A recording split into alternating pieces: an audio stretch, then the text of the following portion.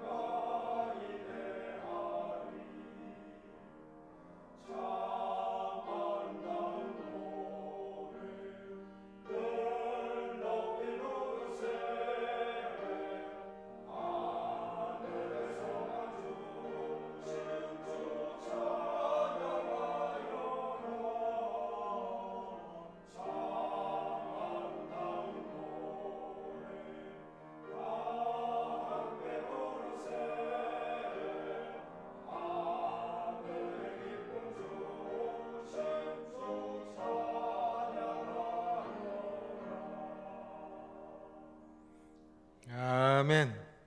찬양 감사합니다. 오늘부터 우리 여성구역 개강했어요.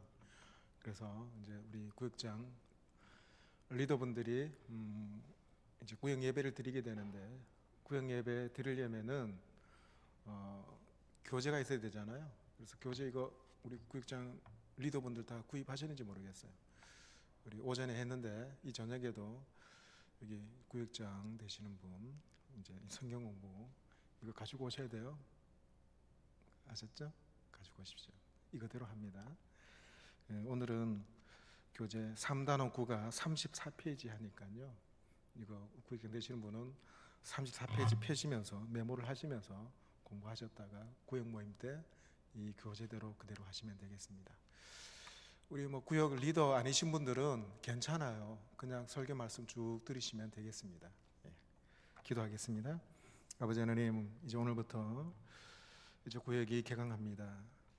아버지 하나님, 그동안 오랜 시간 동안 방학했는데 주님, 우리 구역 식구들 이제 정말로 보듬으며 감사하며 관심 갖게 하시고, 이제 매주마다 아버지 하나님 구역 식구들을 품고 기도하면서 또한 만나면서 튼튼하게 구역 식구들을 챙겨 나감으로 구역이 부흥되고 나가서 교구가 또한 교회가 부흥될 수 있도록 도와주십시오.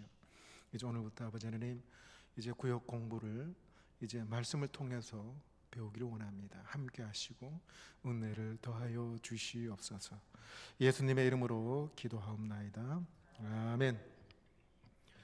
제가 신학교 처음 입학할 때, 그때도 저희 어머니는 교회 나가지 않으셨어요. 제가 이제 입학을 하고 전도사, 교육전도사 사역을 나가려고 했는데, 교육전도사 하려면 그래도 주일날 아이들 앞에 서려면 양복이라도 입어야 되잖아요. 양복이 없었어요. 그래서 교회 안 나가신 어머니한테 교회 일해야 된다고 옷 좀 사달라고 했죠. 물론 저희 어머니는 신학교 들어가는 것도 반대를 하셨는데, 더군다나 교회 일한다고 옷을 사달라고 하니까 좋아하지 않으셨죠. 근데 제가 계속해서 옷 사달라고 교회 일해야 된다고 졸랐습니다.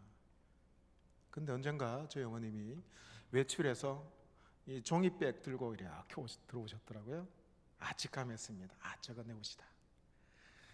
그래서 그것을 받아서 이렇게 이제 뜯어봤습니다. 어머님이 제 옷이라고 얘기를 했어요. 뜯어보니까 불사, 그게 무슨 옷인지 아세요? 추리링이고 헌옷이었어요. 저희 어머님이 교회 일한다고 하니까 노가다 일을 하는 걸로 오해를 하신 거예요. 교회 안 다니시니까 당연히 그러지 않겠어요? 교회 일한다고 하니까 교회가 어떻게 짐 옮기는 이런 일을 하는가, 이렇게 생각을 하셨던가 봅니다. 그래서 그런 일이 있어서 지금도 그 얘기를 이제 말씀하시면서 웃으시는 어머니를 보게 되는데요. 여러분, 우리 사실 교회 일하는 거 일이잖아요. 그렇죠? 저도 지금 일하고 있습니다. 예수님께서 이 땅에 33년 동안 일하셨어요.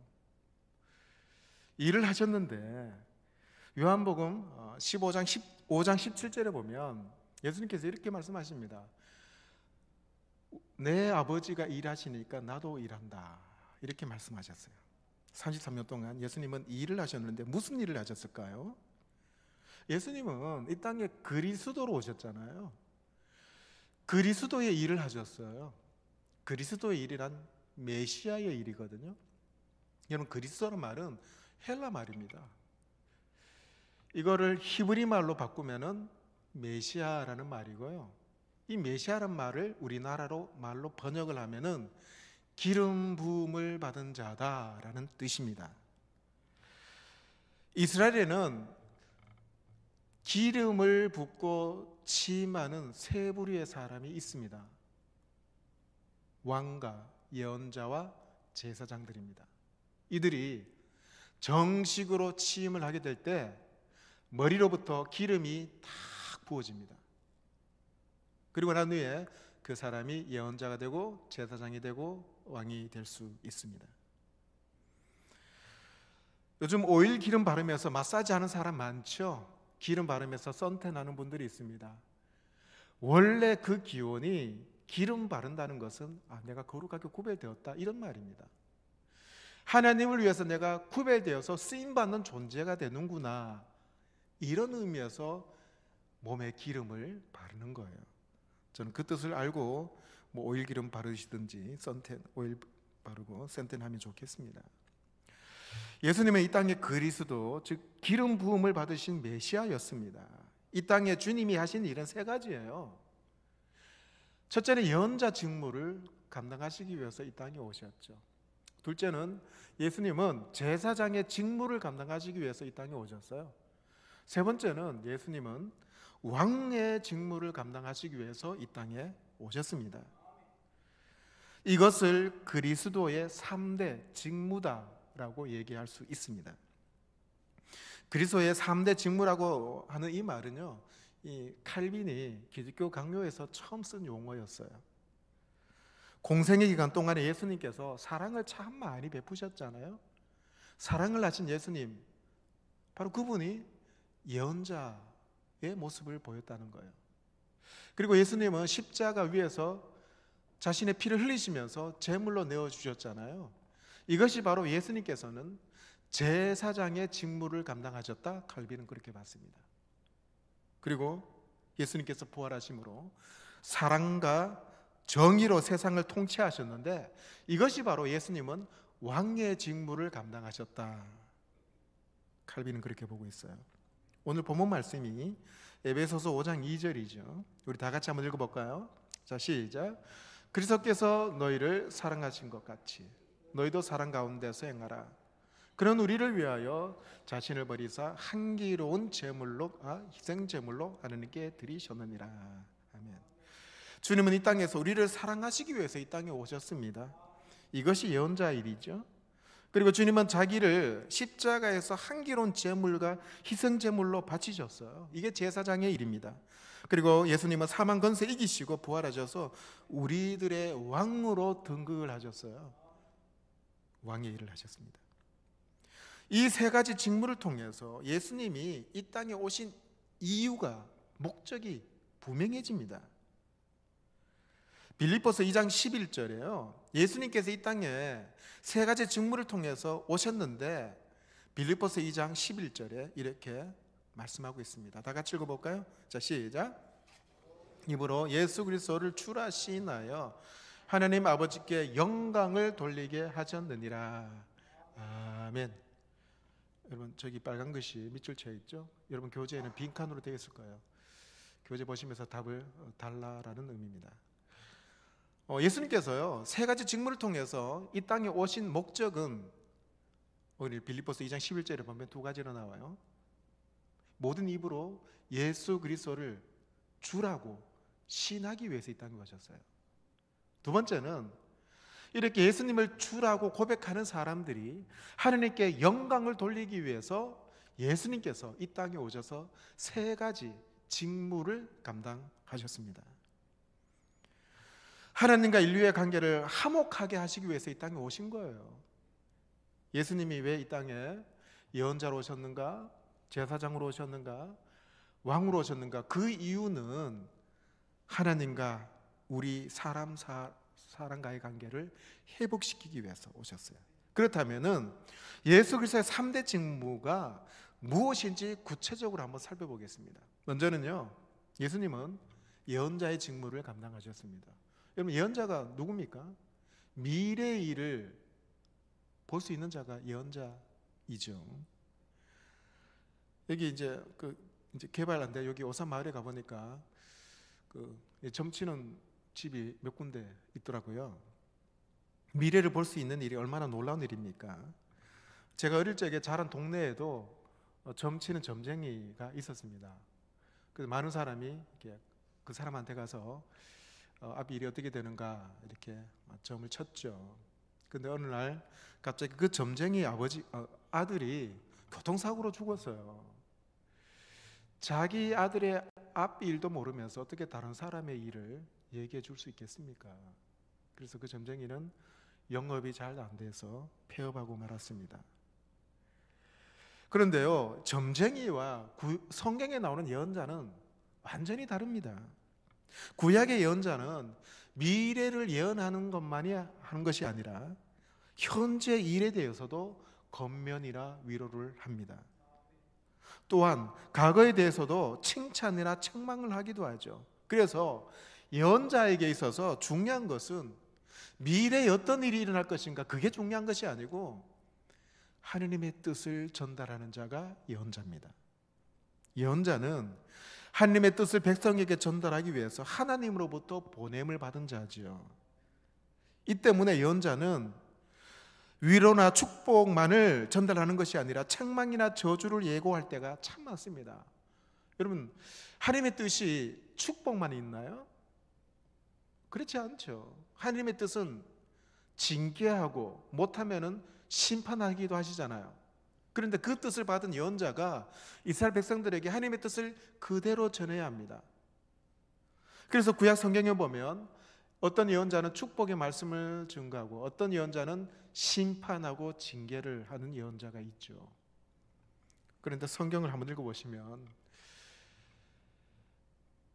복을 전하는 예언자가 참 대접을 받아요. 그런데 심판의 메시지를 전하는 예언자는 참 대접 못 받습니다. 감옥에 갇히기도 하고 매도당합니다. 그렇지 않겠어요? 제가 여러분한테 축복의 메시지만 계속 이렇게 해보세요. 여러분 잘 될 겁니다. 건강하게 될 겁니다. 여러분 자식들이 아주 승승장구하고 높은 자리에 올라갈 것입니다. 이런 말씀만 계속 전하면 여러분 기분 좋잖아요. 그렇죠? 그렇게 이루어지지 않더라도. 그런데 제가 맨날 여러분에게 그렇게 신앙생활을 하면 안 됩니다. 하나님께서 그냥 두지 않습니다. 이런 말씀하면 사실 여러분도 듣기 불편하잖아요. 구약 성경에 그게 고스란히 나와 있습니다. 요즘 우리 한국교회 목사님들이 축복의 말씀을 많이 전하나요? 아니면 그렇게 신앙생활에서는 안 됩니다라고 경고의 말씀을 많이 증가합니까? 생각해 볼 일이죠. 예언자는 하나님으로부터 하나님의 뜻을 전달받아 사람에게 전합니다. 받은 하나님의 뜻을 전달하는 방법은 참 다양해요. 구약 성경에 보면 예언자가 이 말로 하나님의 뜻을 전하기도 하고 글을 써서 편지를 통해서 하나님의 말씀을 전하기도 합니다. 호세아 선지자처럼 어떤 액션을 통해서 하나님의 말씀을 전하기도 해요. 특히 그 에스겔 같은 선지자는 밤에 갑자기 이사합니다. 그것을 통해서 메시지를 전하라는 거예요. 바로 상징적인 행동을 통해 하나님의 말씀을 전하기도 하죠. 그런데요, 이런 예언자의 모습이 예수님에게도 고스란히 다 있습니다.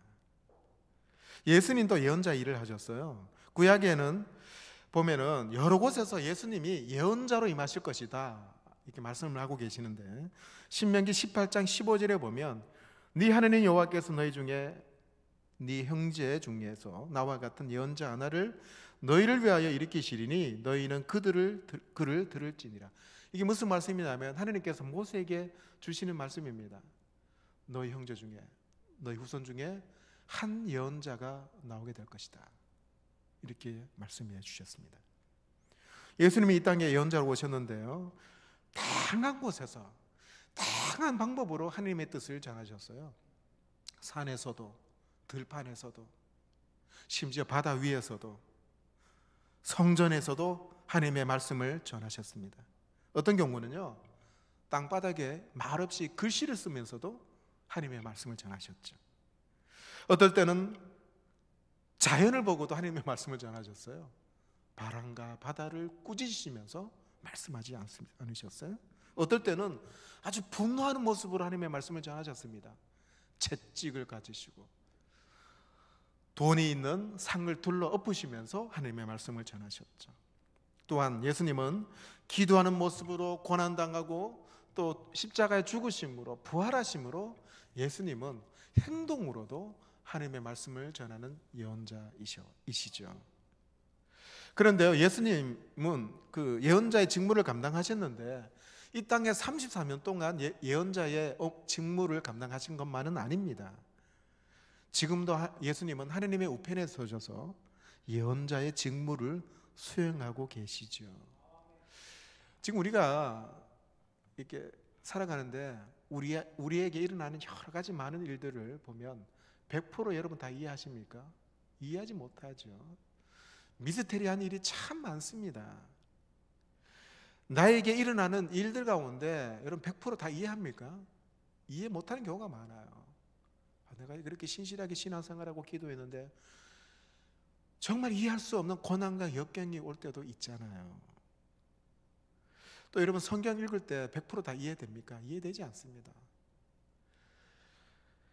어떤 분은 성경에 대해서 참 궁금한 사람이 많아요.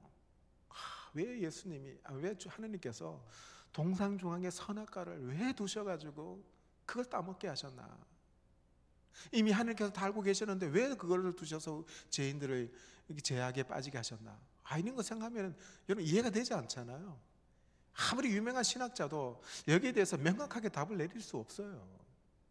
그런데 나중에 천국에 가면은 주님께 물어보려고 단단히 벼르고 있는 분이 있습니다. 하나님, 주님, 왜 그때 나에게 그런 일 당하게 하셨나요? 성경에 이런 많은 어려운 문제가 있는데 이거 좀 해결해 주십시오. 그래서 나중에 예수님한테 이렇게 물어보려고 하는 사람이 많습니다. 아무래도 우리가 나중에 천국 가게 되면은 예수님 앞에 많은 사람이 몰려들어서 그때 그래서 그랬구나, 고개를 끄덕끄덕거리는 그런 장면이 많이 연출될 것 같아요. 예수님은 지금도 하느님의 우편에 계셔서 예언자의 직무를 감당하고 계십니다. 지금은 잘 모르지만은 예언자 되신 주님께서는 다 알고 계시잖아요. 그때 예수님은 분명히 우리들에게 말씀해 주실 것입니다. 사도 바울은 이렇게 말해요. 우리가 이제는 거울로 보는 것 같이 희미하나 그때에는 얼굴과 얼굴을 대하여 볼 것이요 이제는 내가 부분적으로 아나 그때에는 주께서 나를 아신 것 같이 내가 온전히 알리라. 이 바울이 지금은 거울을 보듯이 희미하대요. 2000년 전의 거울은 지금처럼 완전히 모든 모습을 반사하는 거울이 아닙니다. 형체만 볼 수 있는 거울이죠. 희미합니다. 그런데 바울은 살아있을 때는 희미하지만은 내가 주님을 만나고는 그때는 얼굴과 얼굴을 맞대서 예언자 되신 주님께 묻겠다는 거예요. 자, 예수님은 이 땅에 예언자의 직무를 감당하셨습니다. 지금도 감당하고 계십니다. 두 번째는 예수님은요, 제사장의 직무를 감당하셨습니다. 구약의 제사장은 아론의 후손들 중에 선택이 되었죠. 그래서 그들은 사람 대신해서 하느님께 제사를 드렸습니다. 때로는 하느님의 이름으로 사람에게 축복을 베풀기도 했고, 백성들은 제사장이 없이 하느님께 나갈 수가 없었어요. 예물이나 제물을 제사장 없이는 드릴 수가 없었습니다. 그래서 제사장은 하나님과 사람 사이에 중간에 있는 중보자 역할을 제사장이 했습니다. 그런데요, 예수님은 이런 제사장의 역할을 감당하셨습니다. 히브리서 4장 14절에 보면 그러므로 우리에게 큰 대제사장이 있으니 승천하신 자 곧 하나님의 아들 예수시라. 그런데 우리의 대제사장이신 예수님은 구약의 제사장과 엄청난 차이가 있어요. 어떤 차이가 있냐면 구약시대 제사장은 자기 몸을 살입니다. 자기 몸을 정결하게 하고 자기 몸을 다치게 하면 안 돼요. 자기 몸을 살이는데 예수님은 그렇게 자기 몸을 살이지 아니하셨습니다. 자기 몸을 살릴 정도가 아니라, 살이지 않을 정도가 아니라 십자가에 자기 몸을 내어드리신 분이시죠. 그리고 구약의 제사는 1년에 3번씩 제사를 드려야 됩니다. 아무리 멀리 있어도 예루살렘 성전에 1년에 3번씩 와서 꼬박꼬박 짐승이나 곡식을 가져와서 제사를 드려야 합니다. 그래야만이 1년 동안의 유효가 있습니다. 죄가 사해지는 거지요. 그런데 예수님께서 제사를 지내셨는데요, 자기 몸으로 제사를 지냈는데 단 한 번의 제사로 영원한 효력을 발휘하셨습니다. 그분은 한 번 제사 드림으로 말미암아 평생 동안 영원히 제사가 반복될 필요가 없이 효력을 나타내신 거죠. 불신자 가정은 명절 때만 되면 제사 드리죠.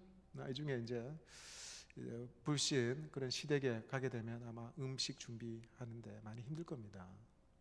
명절 때만 제사 있나요? 그렇지 않잖아요. 시부모나 어른들이 돌아가신 기일에 또 제사 지냅니다.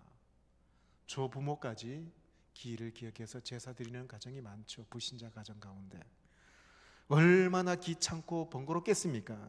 그런데요, 만약에 단 한 번 제사 드리는 것이 평생 유효하다면 며느리들이 얼마나 기쁘겠어요? 딱 한 번 드리고 난 뒤에 그 제사가 평생 제사가 효과 있다 이러면 얼마나 좋겠습니까? 그런데 예수님께서는 단 한 번에 십자가에 자기를 내어드림으로 한 번의 제사로 우리의 모든 죄가 도말되게 되었습니다. 구약의 제사는요, 짐승의 피로 드렸잖아요. 그런데 예수 그리스도의 제사는 짐승의 피가 아니라 자기 피로 주님 앞에 몸을 드렸어요. 십자가에서 친히 피를 드린 후에 자기 피를 가지고 하늘의 지성소에 단번에 들어가셨습니다. 이 제사로 말미암아 하느님과 사람 사이에 막혔던 휘장이 찢어졌습니다.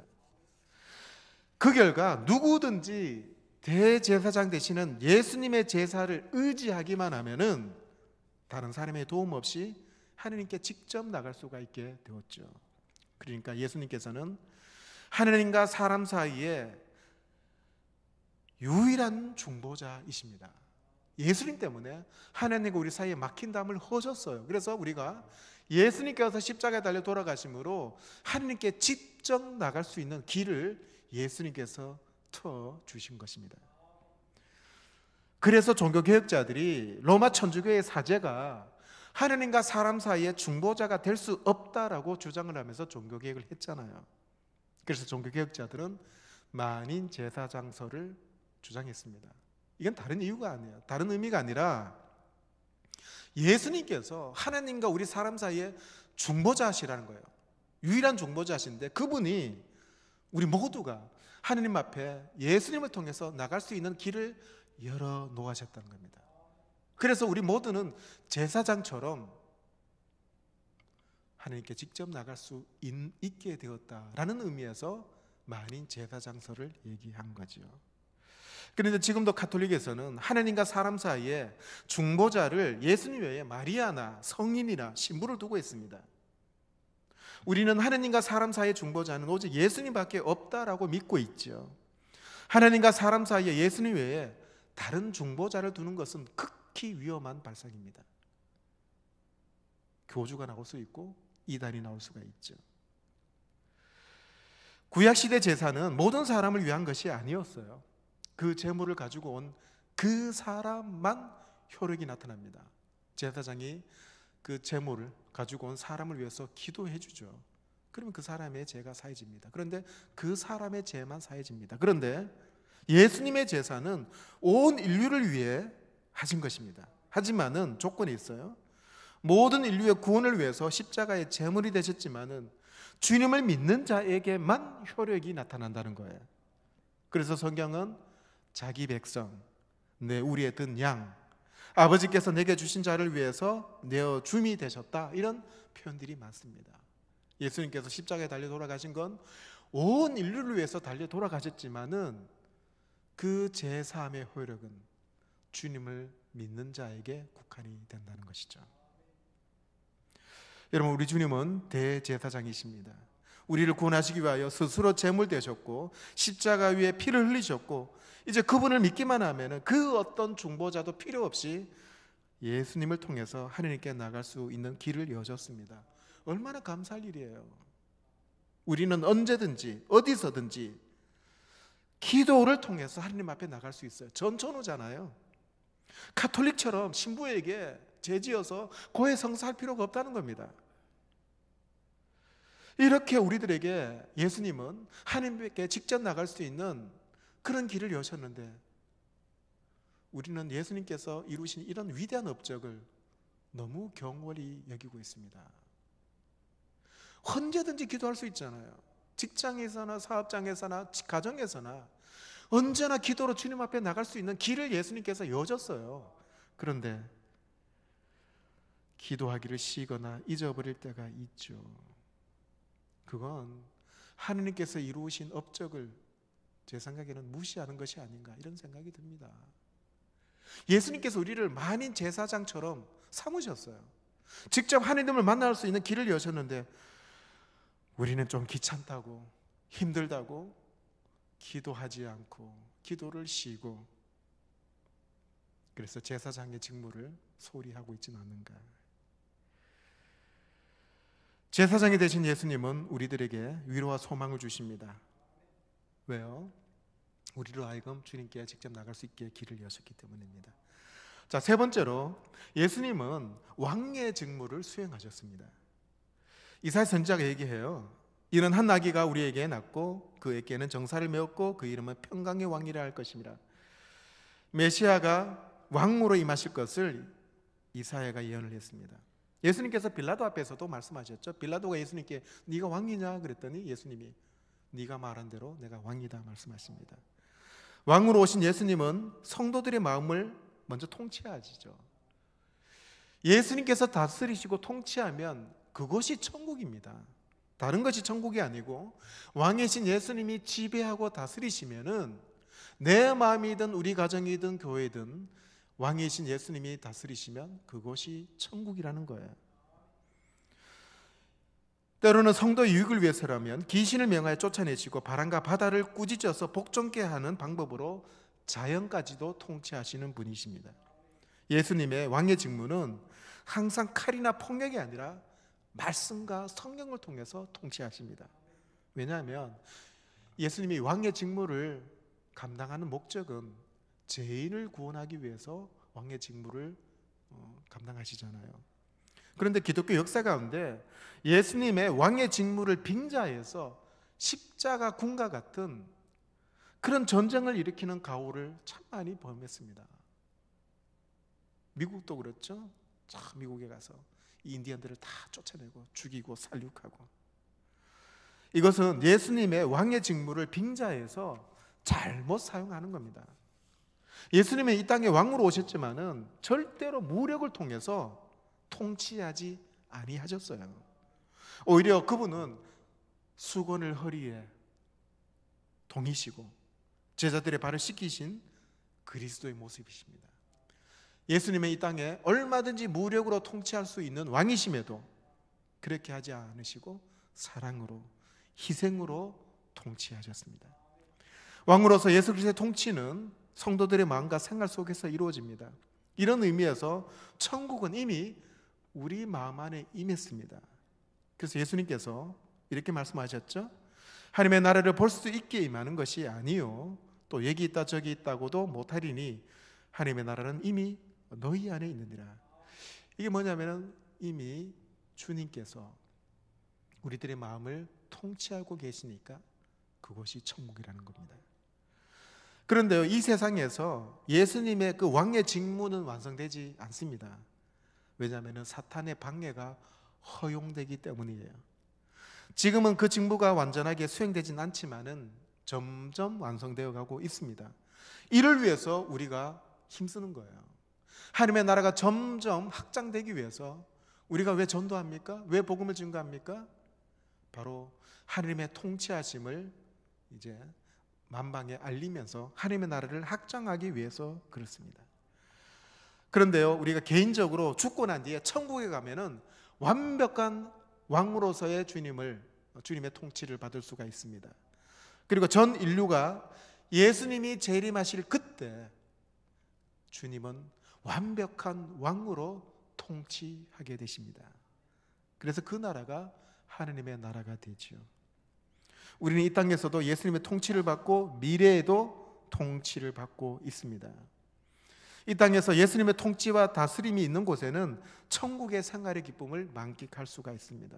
전 여러분의 가정이 예수님의 다스림으로 왕으로서의 통치하심으로 천국 기쁨을 누리는 가정 되기 바랍니다. 우리 교회도 우리 주님께서 다스리심으로 천국의 기쁨을 누리길 원합니다. 자, 이렇게 예수님의 3대 직무, 예언자, 대제사장, 왕으로서의 직무는 우리에게 복이 된다는 것을 여러분 아십니까?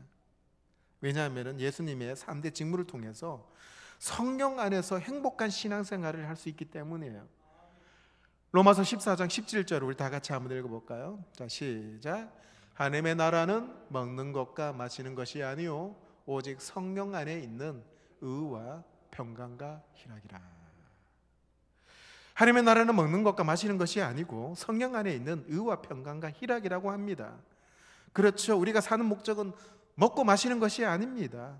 성령 안에서 기뻐하고 희락을 누리는 건데, 이를 위해서 우리 주님께서 이 땅에 오셔서 그리스도의 3대 직무를 감당하셨습니다. 자, 주님의 이 3대 직무에 대한 이해를 토대로 우리가 실천할 수 있는 일이 무엇일까요? 먼저 예언자이신 예수님을 통해서 내 삶의 현재와 미래까지도 맡길 수 있으므로 주님을 온전히 신뢰할 수 있지 않겠는가? 갈 길을 온전히 밝히시는 주님께 기도할 수 있지 않겠습니까? 왜요? 그분은 나의 과거, 현재, 미래까지 꿰뚫고 계시는 예언자이시기 때문에 그렇습니다. 그렇다면 나의 모든 것을 그분 앞에 전적으로 맡기고 의지할 수 있지 않겠습니까? 두 번째로 대제사장이신 예수님을 통해서 막힌 담을 오시고 직접 하나님을 만나도록 하셨습니다. 예수님이 그 중보자 역할을 하셨다는 거예요.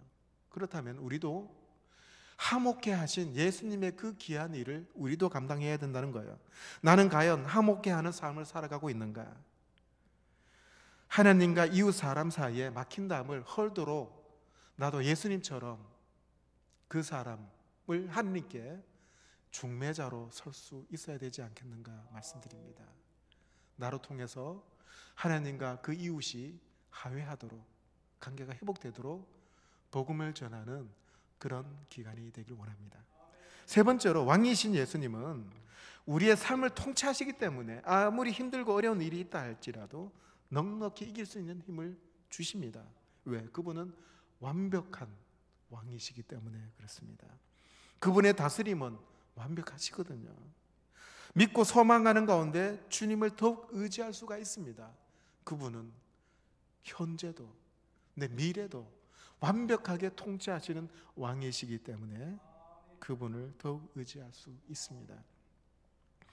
이렇게 그리스도의 3대 직무를 여러분 기억하시면서 사순절을 보내시길 바랍니다. 우리 이 시간 다 같이 한번 기도할까요?